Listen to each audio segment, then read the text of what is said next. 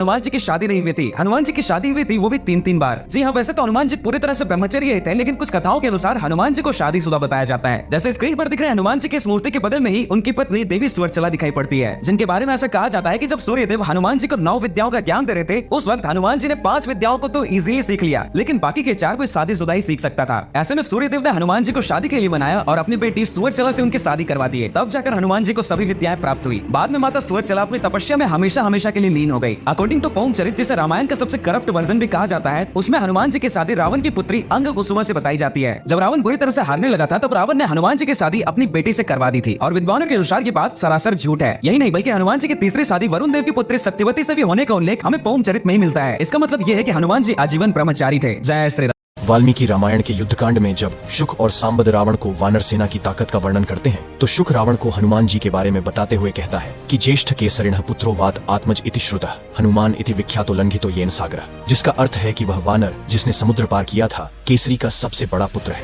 वह पवन देव का पुत्र है और हनुमान के नाम से प्रसिद्ध है। शुक द्वारा दिए गए इस व्याख्यान से स्पष्ट है कि हनुमान जी केसरी के सबसे बड़े पुत्र थे और उनके छोटे भाई बहन भी थे। तो प्रश्न उठता है कि आखिर हनुमान जी के भाई बहन कौन थे? इस जटिल प्रश्न का उत्तर ब्रह्मांड पुराण के उपोद्घात पाद के अध्याय 7 में मिलता है, जिसके अनुसार केसरी के पुत्रों में सबसे बड़े हनुमान थे, जिनका जन्म केसरी की पत्नी अंजना का वायुदेव के साथ मिलन से हुआ था। हनुमान जी से छोटे 4 भाई थे, जिनके नाम मतिमान, केतुमान, श्रुतिमान और धृतिमान थे। पुराण के अनुसार हनुमान जी के सभी भाई सुयोग्य और योग्य पत्नियों के साथ सुप्रतिष्ठित थे और उन्हें पुत्र और पौत्रों का आशीर्वाद प्राप्त हुआ, जबकि हनुमान जी ब्रह्मचारी थे, इसलिए उनका किसी स्त्री से विवाह नहीं हुआ था।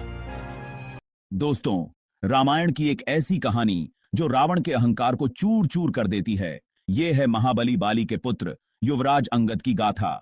राम की सेना के नायक अंगद अपने पिता के मारे जाने के बाद भी धर्म और सत्य के मार्ग पर अडिग रहे। जब राम के दूत बनकर अंगद रावण के दरबार में पहुंचे, उन्होंने रावण से कहा, राम से माफी मांगो, अन्यथा विनाश तय है। लेकिन रावण ने संदेश को नकार दिया। अंगद ने अपने पैर जमीन में जमा कर कहा, यदि कोई मेरा पैर हिला दे तो राम की हार मान लूंगा। रावण के सारे योद्धा, यहां तक कि उसका पुत्र मेघनाथ भी उस पैर को हिला न सके। ये अंगद की शक्ति का परिचय था और रावण की हार का संकेत।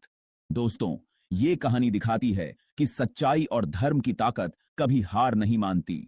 हम जानते हैं कि हनुमान जी और भीम दोनों ही वायु के पुत्र हैं, लेकिन क्या कारण है कि भीम उड़ नहीं पाते थे? इसके पीछे के 3 मुख्य कारण हैं, जिसमें पहला यह है कि हनुमान जी को वायुदेव ने आशीर्वाद दिया था, जिससे उन्हें उड़ने की क्षमता मिली थी। हालांकि भीम भी वायु के पुत्र थे, लेकिन उन्हें ऐसा कोई वरदान नहीं मिला था। दूसरा कारण यह है कि हनुमान जी के पास 8 सिद्धियां हैं, जिनमें प्राकाम्य से उन्हें अद्वितीय ऊर्जा मिलती है और लघिमा से वो अपना वजन हल्का कर सकते हैं। ये सिद्धियां उन्हें तीव्रता प्रदान करती हैं और उड़ने में निपुण बनाती हैं। हालांकि भीम के पास 10,000 हाथियों जितनी ताकत थी, परंतु ऐसी कोई सिद्धि नहीं थी जो उन्हें उड़ने में सहायता कर सके। तीसरा कारण यह है कि हनुमान जी एक वानर है और उनमें ऊंची छलांग लगाने की स्वाभाविक प्रवृत्ति है, जिससे उनको उड़ान भरने में सहायता मिलती है। वहीं मनुष्य होने के कारण भीम को इसका लाभ नहीं मिला।